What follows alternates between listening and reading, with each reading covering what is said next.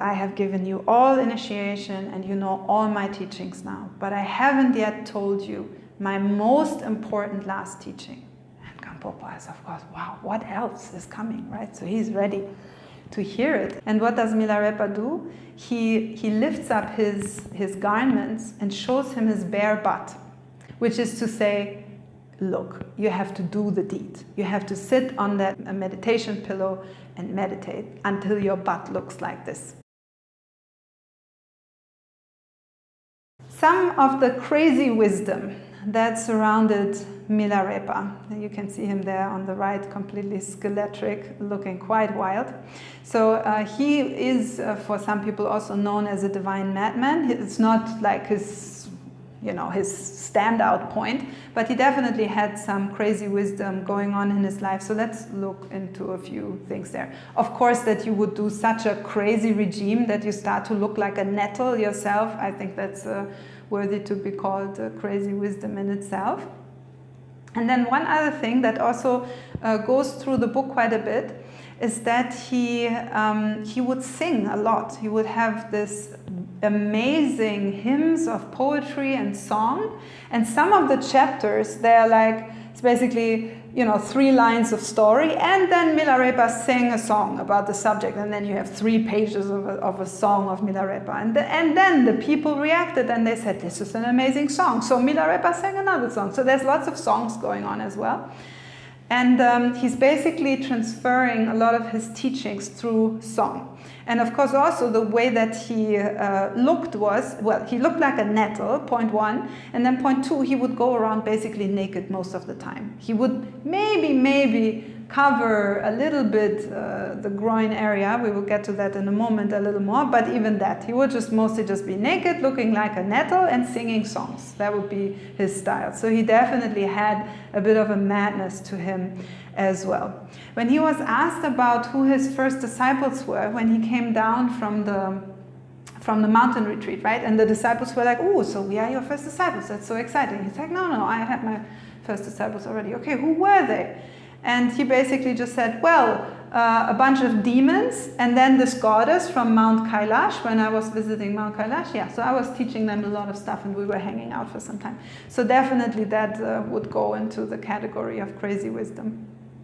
One very fine story about his nakedness was that when his sister Peta was coming to visit him in the beginning, when they met again, and then she was coming to visit him in the caves, and she would basically try to convince him to come back to normal life and just be like, okay, look, I know we had a hard life, you went a little cuckoo, now you look like a nettle, okay, but maybe can I convince you come back with me? And she would bring him a little nicer food and try to sort of make him come back to his senses.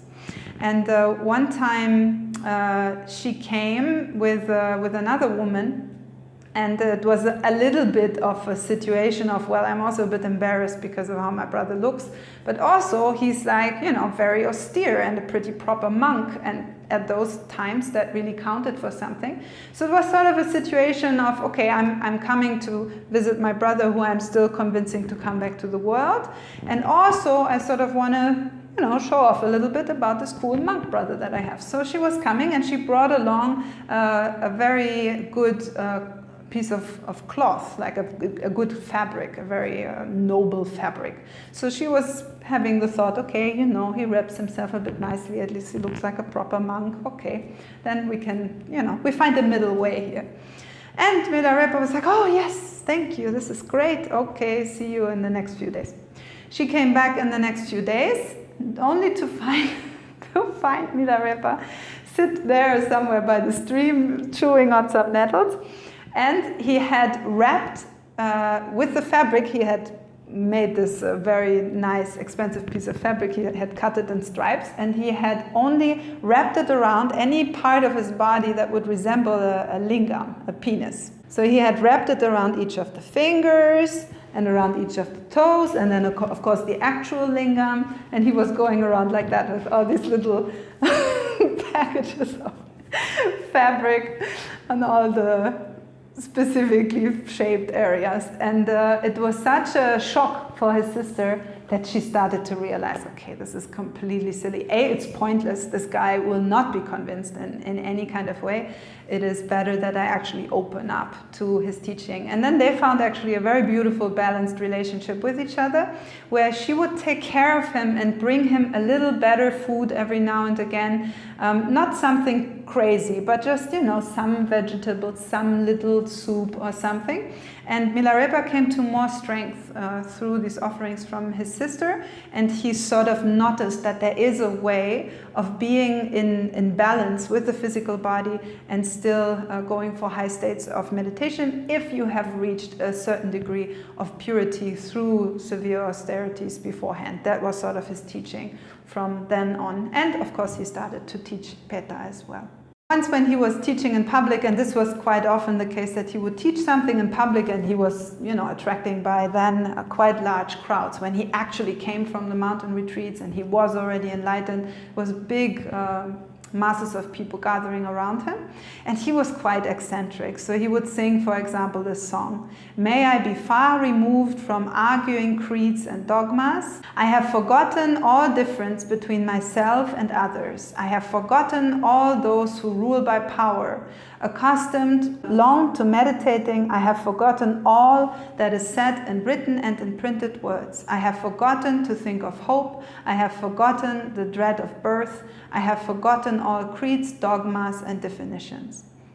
Now, obviously, from an elevated spiritual perspective, this is extremely beautiful, but you can imagine that at those times, sitting in a very public place, like a marketplace or something like that, in front of the townhouse and singing a song about, okay, just, you know, I don't even remember how to read and to write, and please don't ask me about any teachings, and also I have forgotten that there's power structures and so forth, that didn't necessarily sit very well with the people, but of course for his disciples it was important parts of the initiation to come to realization only through these direct experiences that Milarepa had in meditation, and not through some dogmatic style of learning.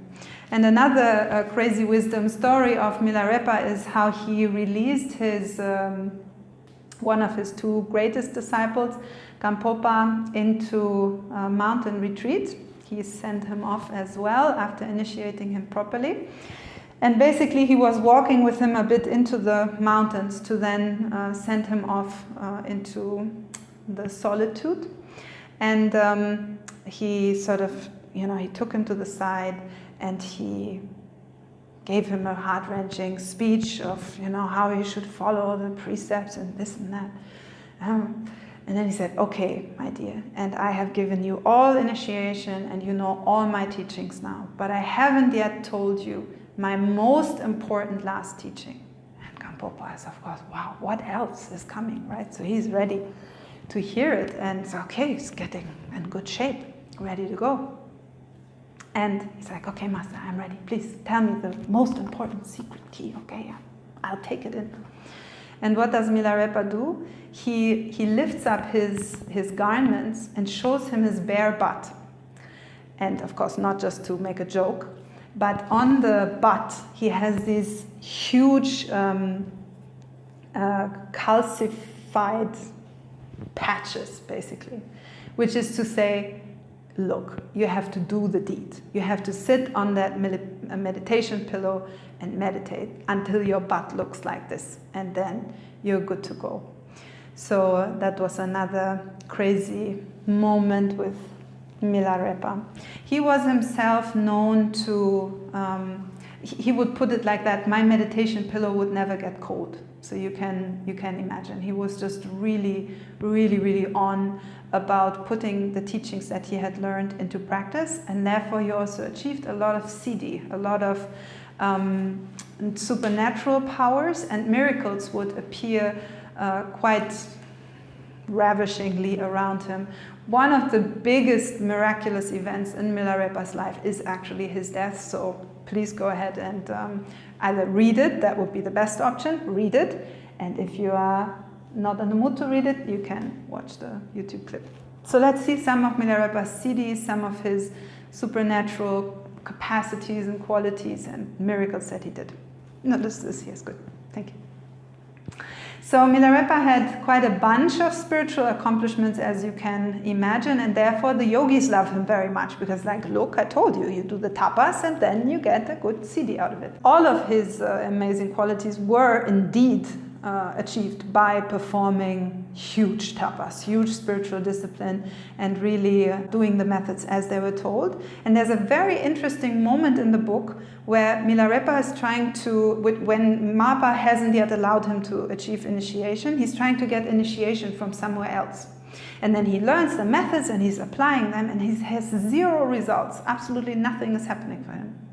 And then he finds out, well, it's because the master didn't say yes, the master didn't approve to the initiation. And in the moment he actually receives the full initiation from the master with allowance, with everything, he starts to have extremely fast results, which is one of the great reasons why we actually need a spiritual master, a spiritual guide, because not only the precision of the practice is determined by the master, but also the overall efficiency of the method.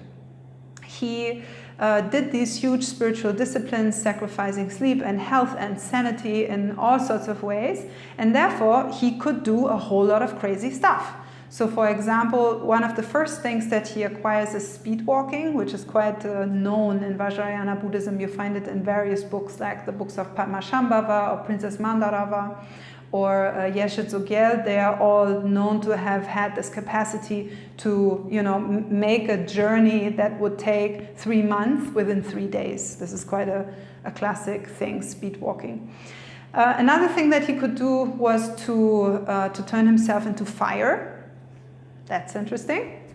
And he could bilocate, which is something that he would do quite a few times with his disciples, freaking them out, how that would work, that, the disciples in that town and in that town and in that town, they all had an evening with him where he was teaching and sharing all sorts of interesting lessons and so forth. And when they meet later on, they were like, oh, on that evening, yes, that was so nice. The Yetsun was with us. And no, he was with us. No, wait a second, he was with us. So this happened quite a few times for him. And then quite interestingly, he could fly. So not just on a graceful occasion he would levitate, or when, in the state of a specific prayer he would rise up to the ceiling or whatever, which you might also know from other saints, which is an amazing accomplishment in itself. But this was his means of transportation. It was not even like, sometimes, I levitate.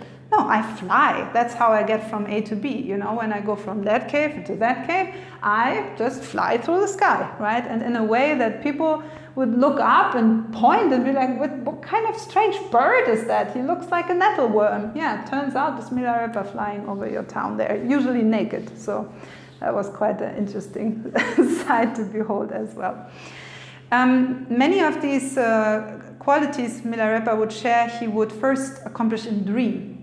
So he would practice dream yoga, which is actually one of the 6 yogas of Naropa. Naropa, who was the master of Marpa, who then taught Milarepa. So he would have a lot of accomplishments first in dream, and then from there he would manifest them also in real life. Another good reason to visit the lucid dreaming course.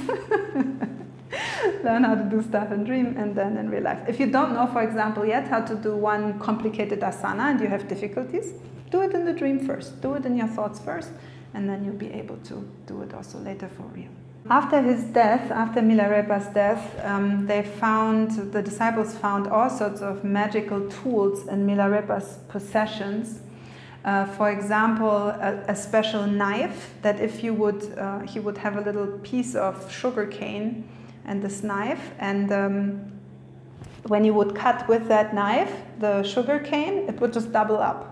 So it was like this endless supply of sugar cane. So clearly he was not only living off nettles, at least at the later points after he reached enlightenment, he was also eating from that sugar cane. And then he had as well this piece of fabric, to cover yourself when you sleep, or to wear it if you ever wear something.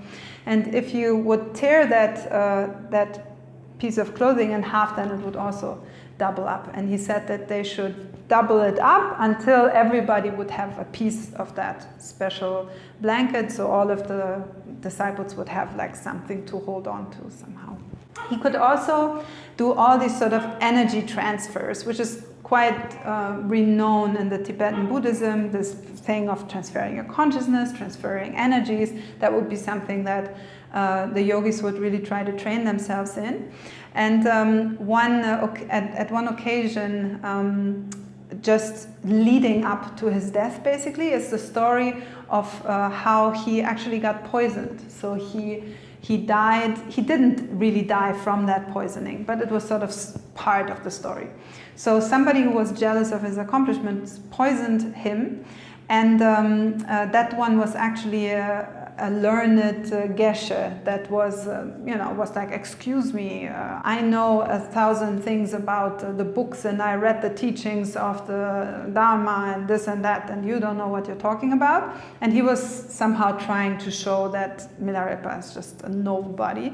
So he tried to poison him in that way, and when Milarepa was basically calling him out and like, you, excuse me, I mean, I drank the poison because anyways I have to die, so this is a good moment. But what is that all about, right? Why are you doing this? And basically it's like a conversation between the two of them, where the geshe is trying to show that Milarepa doesn't have any power. So Milarepa is like, okay, so what would be a way for you to understand that, I do have these powers? And the geshe is like, oh, why don't you transfer this illness that you have right now, which you claim is from a poison that I gave you, which is of course not true, lying of course. Why don't you transfer this disease into me? And then I'll see how horrible it is, which is like a way of these kind of scholars to challenge each other. It's like, okay, if you are really someone from the scriptures, then you know how to do this, right? So Milarepa is like, well, I would, but you would die. So we cannot do that. I can transfer it in the door over there. So the geshe is like, well, okay, put it in the door. So he puts it into the door, and the door just cracks and squeaks, and it's just about to fall apart, and just like sitting there, not able to hold the terror of this poisoned disease that Milarepa was experiencing. So the geshe was like, oh, this is not very impressive, because it's just a magic trick that you're doing onto this door. Everybody can do that. So transfer it to me, or I will not believe you anything. And he's like, okay, I will transfer, but only half of the pain, so that you don't die. So he transfers half of the pain into this guy, and he's just paralyzed on the floor. He cannot even move. He's completely perishing there. Just for a moment, takes it back out, and then he actually becomes finally a disciple. Quite an interesting karma to have such a disciple. He also, in this poisoning story, anticipated his death and the deceit and everything. He knew everything beforehand, how the geshe was setting everything up. The geshe actually didn't bring the poison himself, but he asked one of his concubines to bring it. And he said, if you do it, I'll give you this very beautiful turquoise stone that is very expensive, or something like that. So she was like, okay, I'm going to do it. And she comes there with the poison, and she says to Milarepa, here, why don't you drink this nice curd that I prepared for you? And then Milarepa is like, no, I will not drink it now. Bring it to me later, and then I will drink it. And she's completely freaked out. She anyways doesn't like the story very much. She goes back to the geshe, and she's like, oh, but I think he knows. I don't know. I don't think we should do it. And the geshe is like, no, he knows nothing. Otherwise, why would he say, come back with the poison later? That doesn't make any sense. And she's like, I don't know. I think he's clairvoyant. It will be terrible karma. And then the geshe is like, look, I give you the turquoise now, so you have an incentive, and then you go and poison him. She's like, okay. So she's coming with the poison again, and Milarepa says to her, so you received the turquoise, yes? Because he knew that if he would have drunk the poison on the spot, the geshe would not have even paid the poor woman. She freaks out, of course. She's falling on her knees. She's like, I will drink this poison. This is horrible. I am such a sinner and terrible being, and so on. And then Milarepa says, no, I will not give you this cup back because I have too much compassion for that. That's not going to happen. You have to understand this is all integrated, and anyways I have to die, so I might as well take this cup, and you'll see it will have some good use later. And the good use will be that actually not only she became a disciple of him, but also the terrible person who initiated the poisoning in the first place.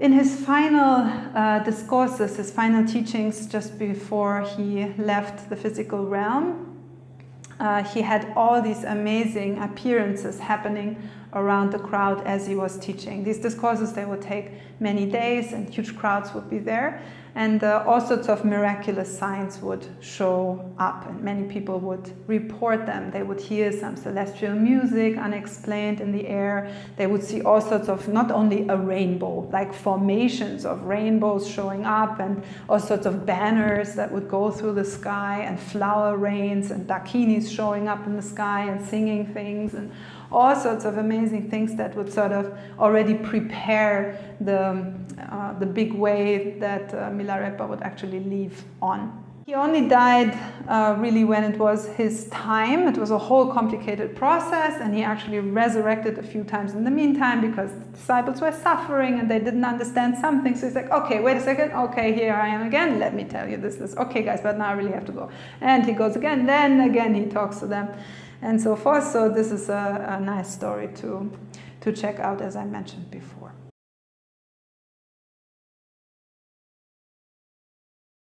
Hey guys, if you like this video, make sure to like and subscribe to our YouTube channel for more content on spirituality, Tantra and more.